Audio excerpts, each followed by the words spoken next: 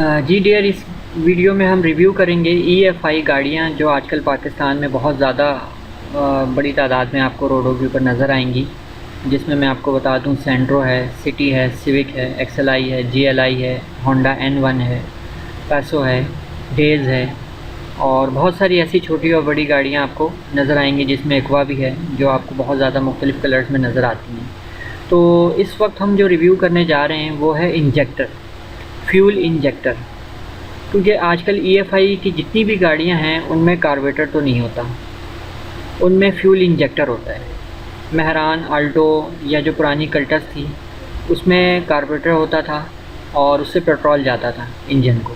तो अब जो कार्बोरेटर की जगह है वहाँ पे थ्रोटल बॉडी लगा होता है और इंजेक्टर जो है वो डायरेक्ट पिस्टन को पेट्रोल देते हैं। अच्छा, कई गाड़ियों का जो फ्यूल एवरेज है वो बहुत ज़्यादा ओवर हो जाता है, या कोई ऐसी गाड़ियाँ होती हैं कि वो पिक नहीं देती, तो उसमें इंजेक्टर का बहुत अहम किरदार होता है।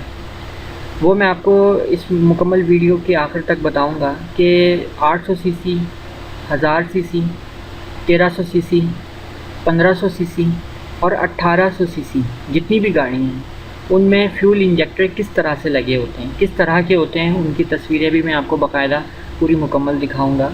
तो जो 800 सीसी गाड़ियाँ होती हैं उसमें जो इंजेक्टर होता है वो एक शावर वाला होता है। एक शावर से मुराद उसकी एक पिन होती है और वो बिल्कुल बारीक सा शावर देता है पिस्टन को। तो जो उसके हाउस पावर है इंजन का 800 सीसी, तो उसके मुताबिक उसको एक शावर ही बहुत है उसकी फ्यूल एवरेज में। जो 1000 सीसी गाड़ियाँ हैं तो उनमें 2 सुराख वाले यानी कि 2 शावर वाले इंजेक्टर लगे होते हैं, और जो 1300 सीसी गाड़ियाँ हैं उनमें 4 होल वाला यानी कि 4 सुराख वाला जो है इंजेक्टर होता है, ज़रा उसकी शावर तेज़ होती हैं। और इसी तरह से 1800 सीसी गाड़ियाँ जो हैं उसमें 6 सुराख वाले यानी कि 6 होल वाले शावर वाले इंजेक्टर लगे होते हैं।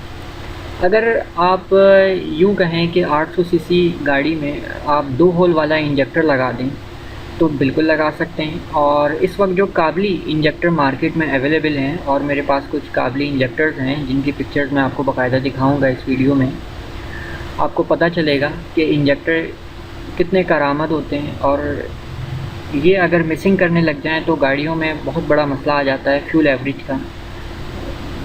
इस गाड़ी की जो फ्यूल एवरेज होती है वो बहुत ज़्यादा आउट हो जाती है और उसकी पिक नहीं आती। जब पिक बहुत ज़्यादा आ जाती है तो फ्यूल एवरेज आपकी गाड़ी का बहुत बढ़ जाता है।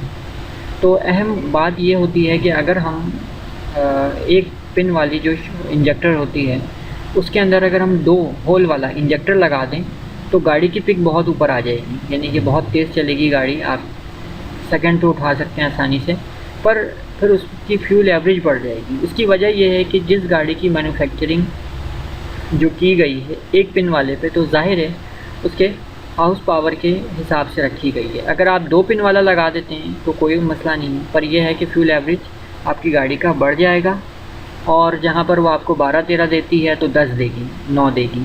वो तो आपके चलाने के ऊपर भी बात होती है कि आप किस तरह से चलाते हैं।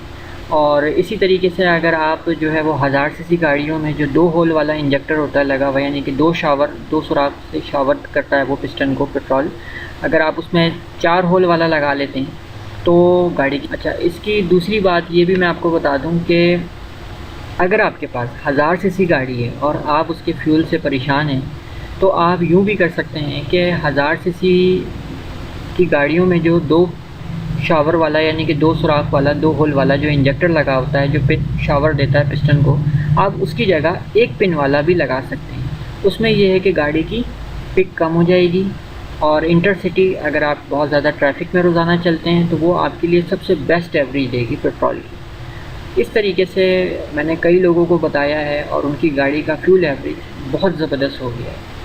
और इसी तरीके से जो 4 होल वाले यानी कि 4 सुराख वाले जो 4 शावर करते हैं पेट्रोल को पिस्टन पे, तो अगर आप उनको 4 की जगह निकाल के 2 लगा देते हैं तो गाड़ी की फ्यूल एवरेज बहुत अच्छी हो जाएगी। यानी कि आपकी नॉर्मल गाड़ी जो 1300 सीसी है वो इंटरसिटी AC के ऊपर जो है वो 10 से 12 एवरेज देती है पेट्रोल का, तो वो गाड़ी आपकी 13-14 पे आ जाएगी। तो इससे बहुत फ़र्क पड़ता है। बाकी ये है कि मज़ीद अगर आपकी कोई ऐसे क्वेश्चन हो तो आप बिल्कुल कमेंट्स में मुझसे पूछें और मैं उसका आपको बहुत अच्छा जवाब दूँगा।